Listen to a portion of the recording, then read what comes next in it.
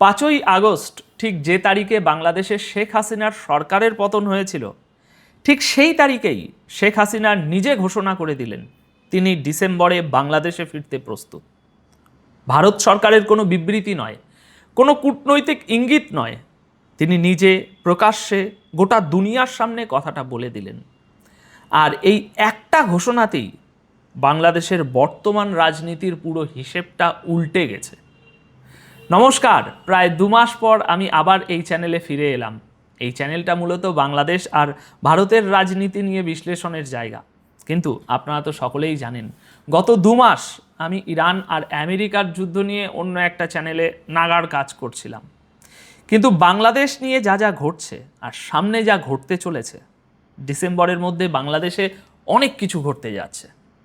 দর্শক বন্ধুরা, আজকের আলোচনায় আমরা বোঝার চেষ্টা করব এই ঘোষণাটা কেন শুধু একটা খবর নয়, বরং একটা রাজনৈতিক চাল।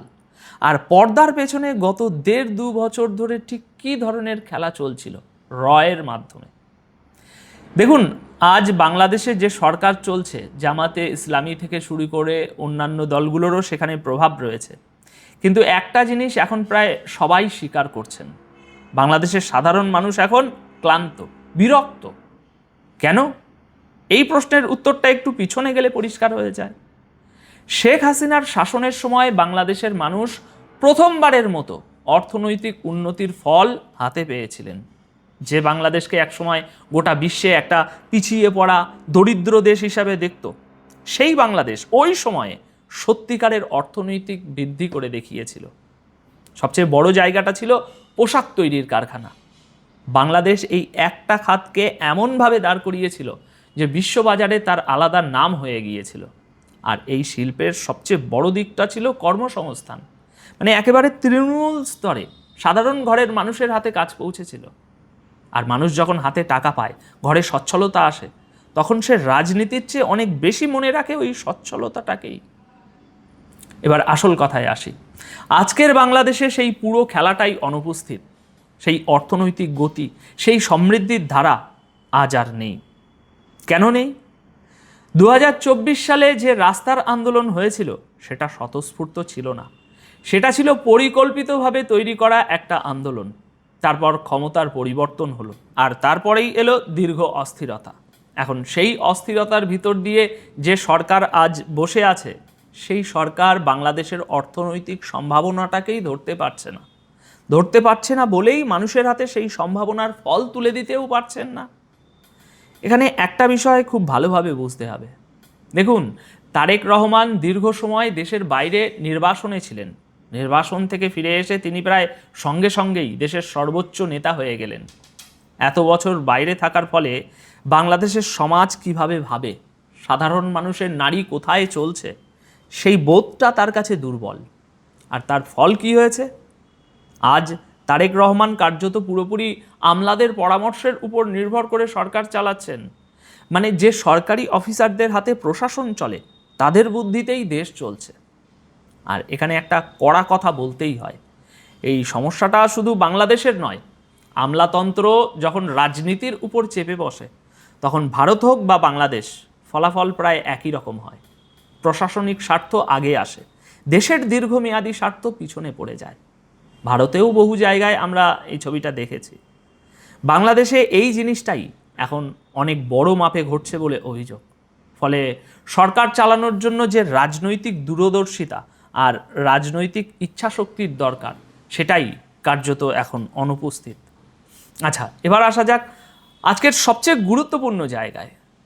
তারেক রহমান দীর্ঘদিন ধরে ভারতকে দোষারোপ করে আসছিলেন। তার যুক্তি ছিল পরিষ্কার, শেখ হাসিনাকে যতদিন ভারত নিজের মাটিতে আশ্রয় দিয়ে রাখবে, ততদিন ভারত আর বাংলাদেশের সম্পর্কে ওঠাপড়া লেগেই থাকবে। কারণ তাদের বক্তব্য অনুযায়ী যে নেত্রীর বিরুদ্ধে বাংলাদেশে মামলা আর অভিযোগ চলছে, তাকে প্রতিবেশী দেশ আশ্রয় দিতে পারে না। বাংলাদেশ বারবার ভারতের কাছে শেখ হাসিনার প্রত্যর্পণের দাবি জানিয়েছে, মানে তাকে হস্তান্তরের দাবি। আর ভারত প্রতিবারই বলে এসেছে, আমরা বিষয়টি বিবেচনা করছি। এখন এই বিবেচনার প্রক্রিয়াটা যত দীর্ঘ হয়েছে, ভেতরে ভেতরে ততই অন্য একটা কাজ এগিয়েছে বলে এখন ধীরে ধীরে আমাদের সামনে পরিষ্কার হচ্ছে। আর তার ফলাফলই আপনি 5ই আগস্ট দেখলেন। শেখ হাসিনা কারো অপেক্ষা না করে নিজেই ঘোষণা করে দিলেন যে ডিসেম্বরে তিনি ফিরতে প্রস্তুত। এই এক ঘোষণায় তারেক রহমানের সরকার একটা ফাঁদে আটকে গেছেন। কিভাবে? দুটো সম্ভাবনা ভেবে দেখুন। প্রথম সম্ভাবনা, তিনি যদি শেখ হাসিনাকে ফিরতে বাধা দেন তাহলে গোটা বাংলাদেশে বার্তা যাবে দেশের একজন নেত্রী ফিরতে চাইছিলেন আর সরকার তাকে আটকে দিল। তখন স্বৈরাচারী আচরণের অভিযোগটা তার ঘাড়েই এসে পড়বে। দ্বিতীয় সম্ভাবনা, শেখ হাসিনা যদি সত্যিই ফিরে যান আর ফেরার পর বিচার ব্যবস্থার উপর চাপ দিয়ে তাকে কোনো মামলায় জড়িয়ে ফেলার চেষ্টা হয়, তাহলে সহানুভূতির ঢেউটাও যাবে তারই দিকে। এখানে একটা কথা একটু স্পষ্ট করে বলা দরকার, বিচার ব্যবস্থার সম্পূর্ণ স্বাধীনতা কোনো দেশেই বাস্তবে শতভাগ থাকে কি না সেই বিতর্কে আজ আমি ঢুকতে চাইছি না, কিন্তু রাজনৈতিক হিসেবটা পরিষ্কার। আটকালেও ক্ষতি, ঢুকতে দিয়ে চেপে ধরলেও ক্ষতি। এবার আসি তৃতীয় এবং আজকের সবচেয়ে গুরুত্বপূর্ণ দিকটায়। দেখুন দর্শক বন্ধুরা, এতদিনে প্রায় আমাদের প্রত্যেকের কাছেই তো এটা পরিষ্কার হয়ে গেছে যে 2024 সালের ওই ক্ষমতা পরিবর্তনের পিছনে আমেরিকার গোয়েন্দা সংস্থা সিআইএর সরাসরি হাত ছিল। আমেরিকা একটা চিত্রনাট্য লিখেছিল, সেই চিত্রনাট্য অনুযায়ী নির্বাচন হলো, তারেক রহমান জিতলেন, আর তারপর যে সরকার চলছে সেটা আজ সবার সামনেই আছে। কিন্তু বিষয়টা এখানেই শেষ হচ্ছে না। দাবি করা হচ্ছে গত প্রায় 1.5 থেকে 2 বছর ধরে ভারতের রিসার্চ অ্যান্ড অ্যানালিসিস উইং বা বাংলাদেশে একদম নিঃশব্দে কাজ করে গেছে। এই কাজটা ঠিক কী ধরনের? দেখুন, শেখ হাসিনার সরকার পড়ে যাওয়ার পর ভারতীয় গোয়েন্দারা পরিস্থিতিটা কিভাবে দেখছিলেন সেটা আগে বোঝা দরকার। তারা দেখেছিলেন উপরের সারির নেতৃত্বকে পুরোপুরি ভেঙে দেওয়া হয়েছে, কেউ দেশ ছাড়তে বাধ্য হয়েছেন, আর যারা দেশে থেকে গিয়েছিলেন তাদের অনেককেই গ্রেপ্তার করা হয়েছে। কিন্তু এখানে একটা বড় জিনিস বাকি থেকে গিয়েছিল। শেখ হাসিনার দল একটা ক্যাডার ভিত্তিক দল, মানে যে দলের শিকড় একেবারে গ্রাম আর পাড়া স্তর পর্যন্ত ছড়ানো থাকে। তৃণমূল স্তরে তাদের কর্মী আছে, বাংলাদেশের মধ্যবিত্ত সমাজের ভিতরেও দলের একটা মাঝারি স্তরের কাঠামো আছে। মানে মাথা কেটে ফেলা গেলেও শরীরটা রয়ে গিয়েছিল। এখন এই জায়গাতেই দুটো কাজ হয়েছে বলে দাবি। প্রথমত, তৃণমূল স্তরে পড়ে থাকা দলীয় কর্মীদের আবার সক্রিয় করে তোলা।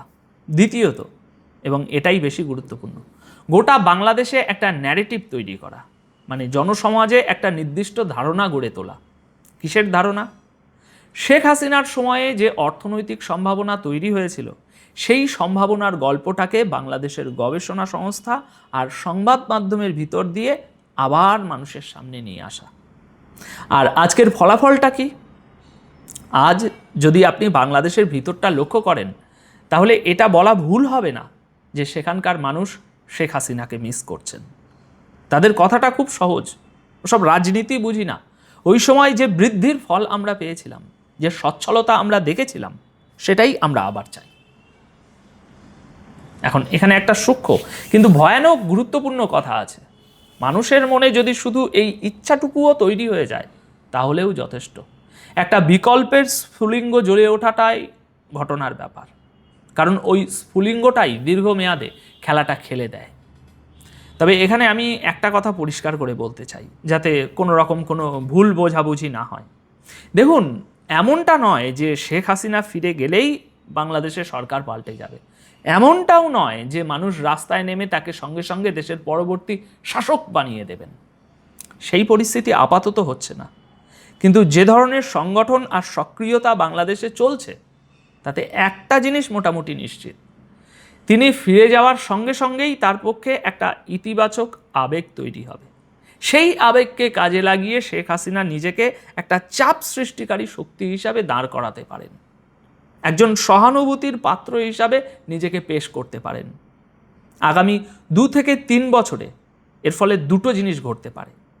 এক, তিনি হারানো সহানুভূতি অনেকটাই ফিরে পাবেন। 2, এবং এটাই বেশি জরুরি, তার ফেরার কারণে দলটার পুনর্জন্ম হবে।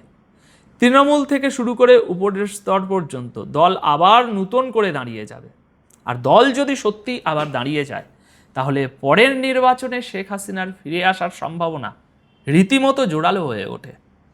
মানে গত 1.5-2 বছর ধরে পর্দার আড়ালে যে নিঃশব্দ কাজটা চলছিল তার ফল আমরা দেখতে শুরু করব এই ডিসেম্বর থেকেই। আর ঠিক এই কারণেই ডিসেম্বরের বাংলাদেশ অত্যন্ত আকর্ষণীয় হতে চলেছে। শেখ হাসিনা ফিরে যাওয়ার পর বাংলাদেশের ভিতরের রাজনীতি কোন দিকে মোড় নেবে আর তার কূটনীতিতে কি প্রভাব পড়বে সেটা সময়ই বলবে। কিন্তু একটা কথা বলা যায়, যা ঘটতে চলেছে তা কিছুদিন আগেও কেউ কল্পনা করতে পারত না। এবার শেষ দিকটা একটু লক্ষ্য করুন, এটা খুব তাৎপর্যপূর্ণ।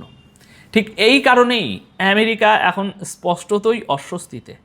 তারা বারবার নিজেদের রাষ্ট্রদূতকে পাঠাচ্ছে, সেখানে নানা ধরনের তৎপরতা চালানোর চেষ্টা করছে। কারণ এই বিশ্লেষণ অনুযায়ী বাংলাদেশ আমেরিকার নিয়ন্ত্রণ থেকে ধীরে ধীরে বেরিয়ে যাচ্ছে, আর একবার বেরিয়ে গেলে বাংলাদেশকে আবার সেই ফাঁদে ফেলার সুযোগ সহজে আসবে না। তবে এখানে সততার সঙ্গে একটা কথা যোগ করা দরকার। গোয়েন্দা সংস্থার তৎপরতা নিয়ে যে দাবিগুলো করা হচ্ছে সেগুলো সম্ভবতই কেউ নথি দিয়ে প্রমাণ করতে আসবে না। ফলে আমাদের হাতে থাকে যুক্তি, ঘটনার ক্রম আর ফলাফল। আর সেই 3টে জিনিস মিলিয়ে দেখলে ছবিটা যথেষ্ট স্পষ্ট হয়ে যায়। এবার এই পুরো বিষয়টা এক জায়গায় একটু গুছিয়ে নিই। বাংলাদেশে ক্ষমতার পরিবর্তন হয়েছিল রাস্তার আন্দোলনের হাত ধরে, আর সেই আন্দোলনের পিছনে বিদেশি হাত ছিল বলে দাবি উঠেছে। তারপর যে সরকার এলো তারা অর্থনীতিকে ধরে রাখতে পারলো না, আর আমলাতন্ত্রের হাতে বন্দী হয়ে পড়ল। আর এই শূন্যতার ভিড়েই তৈরি হলো পুরনো দিনের প্রতি একটা টান। আর ঠিক সেই মুহূর্তে শেখ হাসিনা ঘোষণা করলেন তিনি ফিরছেন। আটকালে স্বৈরাচারের অভিযোগ, ফিরতে দিলে সহানুভূতির ঢেউ। এটাই আজকের বাংলাদেশের রাজনৈতিক ফাঁদ। এবার আপনাদের কাছে আমার একটা প্রশ্ন, শেখ হাসিনা যদি সত্যি ডিসেম্বরে বাংলাদেশে ফিরে যান, তাহলে তারেক রহমানের সরকারের সামনে সবচেয়ে বুদ্ধিমানের কাজ কোনটা হবে? তাকে ফিরতে দিয়ে আইনি পথে মোকাবিলা করা, নাকি ফেরাটাই আটকে দেওয়া? আর আপনার কি মনে হয়, বাংলাদেশের মানুষ সত্যি পুরনো সময়ের ওই অর্থনীতিকে ফিরে পেতে চাইছেন? আপনার মতামত কমেন্ট বক্সে অবশ্যই জানাবেন। দীর্ঘ বিরতির পর আবার ফিরে এসে আপনাদের পাশে পেয়ে বেশ ভালো লাগছে। সময় দিয়ে পুরো আলোচনাটা শোনার জন্য অসংখ্য ধন্যবাদ। ভালো থাকবেন, সুস্থ থাকবেন।